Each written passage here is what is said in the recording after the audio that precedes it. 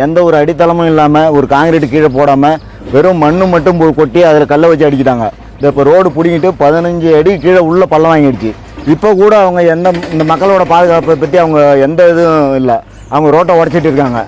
எல்லாரும் வெளில போங்கன்னு சொல்கிறாங்க. நாங்கள் எங்கே போகிறது, எந்த இடத்துக்கு போகிறது? எங்களுக்கு ஒரு வழியை காட்டிட்டு இந்த வேலையை பார்க்கலாம்ல. இப்போ நேரடியாக தான் நீங்கள் லைவாக எடுத்துக்கிட்டு இருக்கீங்க.